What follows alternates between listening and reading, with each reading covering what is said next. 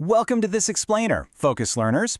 I am incredibly excited to be your guide today because we're going to take what usually looks like dry, complicated physics on paper and translate it directly into a practical, hands-on flight lesson right from the pilot's seat. Whether you're a student pilot or just fascinated by aviation, we're going to break down exactly how an aircraft behaves in the sky and how you actually interact with it. Okay, let's dive into this. What actually happens when you just let go of the yoke in mid-air? I mean, does the plane fall out of the sky? Does it drift off? This specific question perfectly frames the core tension of flying, the delicate balance between an airplane's natural, built-in stability and the manual inputs that you provide as a pilot. Understanding this relationship is literally the secret to flying smoothly and safely. Think of this as our pre-flight briefing. Here is our roadmap for today. First, pitch, controlling the nose. Second, roll, banking the wings. Third, yaw, keeping it straight. And finally, mastering control and trim. Now, before we even touch the flight controls, we really need to understand what stability actually means up in the air. Think of static stability using a tactile analogy, like a marble in a bowl. If a wind gust pushes your aircraft off its trimmed flight path, positive static stability means the plane naturally wants to return to the center, just like that marble rolling right back to the bottom of the bowl. Dynamic stability, on the other hand, describes the behavior over time. Does the airplane rock back and forth a few times before settling down? Well, that is dynamic stability at work, damping out those oscillations. Section 1. Pitch, controlling the nose. So pitch takes place along the longitudinal axis. When you physically push the yoke forward or pull it back, you're changing the aerodynamic force on the elevator and the horizontal stabilizer way back at the tail. But what you actually feel in your hands, whether the stick feels incredibly heavy or super light, that depends entirely on how your airplane is loaded.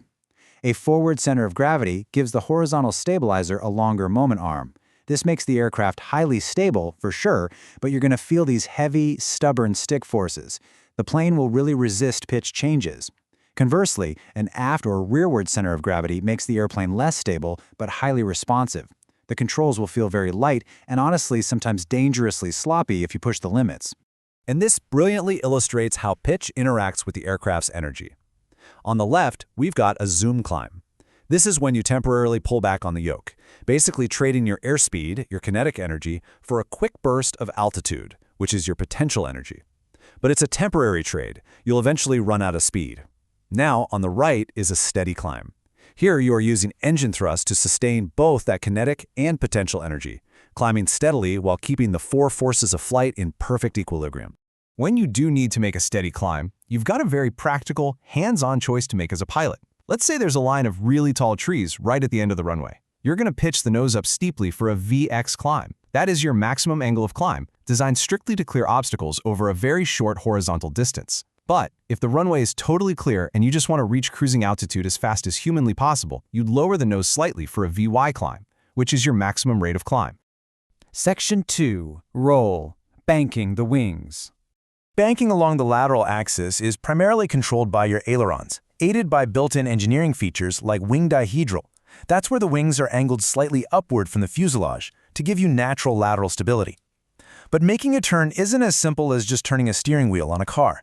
There is an exact aerodynamic chain reaction the second your hands move that yoke. Step 1, you turn the yoke to the right, which deflects the ailerons. Step 2, the aileron pointing down on the outside left wing effectively increases that wing's camber, producing more lift to bank the plane, but simultaneously producing way more drag.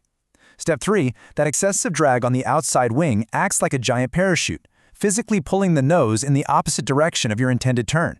It's a phenomenon we call adverse yaw. Section 3. Yaw, keeping it straight. Now, to keep the nose from swinging the wrong way, you step on the rudder pedals. The vertical stabilizer acts exactly like a weathercock, into the wind for directional stability, while the rudder forces the nose to point exactly where you want it.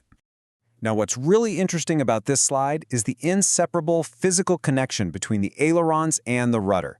You literally cannot touch one without affecting the other. Look at the left side. Roll causes yaw. When you bank the airplane, it naturally creates a side slip, and the air hitting the side of the plane pushes the nose, causing a yaw. But look at the right side. Yaw also causes roll. If you step on a rudder pedal, the nose turns, which forces the outside wing to travel faster through the air.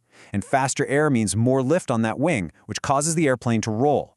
They are forever linked. Section 4. Mastering control and trim. Knowing that all these forces are constantly interacting, it's absolutely crucial to realize that if you spend your entire flight physically wrestling the yoke to fight the airplane's natural stability, you are going to be exhausted by the time you need to land. Take a look at the Stabilator here. It's a unified tailplane where the entire surface moves, rather than just an elevator on the back. Because Stabilators are massive, they are extremely powerful. To keep you from accidentally over-controlling the plane at high speeds, engineers install this smaller flap on the back called an anti-balance tab. As you pull the stick, this tab actually moves in the same direction, catching the wind and artificially increasing the physical resistance. It gives you a real tactile feel in your hands so you don't inadvertently overstress the airframe.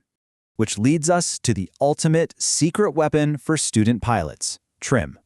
Why does trim matter? Well, treat this as your practical checklist for a good flight. Trimming the aircraft removes that heavy stick load from your hands. It absolutely prevents pilot fatigue. It rebalances the airplane every single time you change the engine power. The recurring test for a properly trimmed airplane is the hands-off test. If you can let go of the yoke and the airplane maintains its attitude, you have found perfect aerodynamic equilibrium. So, the crucial point is summarized beautifully in this quote straight from our flight manual. A stable airplane can almost be flown hands-off and only requires guidance rather than second-to-second control inputs by the pilot. Good flying is not about having a death grip on the controls. It's about letting the physics work for you. It's about gentle guidance. I want to wrap up this explainer with a final, provocative thought to really challenge your mindset before you strap back into the cockpit. On your next flight, are you going to try to nervously overpower the aircraft, fighting every little bump and gust? Or will you trim it out, trust the aerodynamics, and let its natural stability do the flying for you? Think about that as you walk out to the tarmac next time. Thank you so much for joining me on this explainer, Focus Learners. Keep studying, and I'll see you in the skies.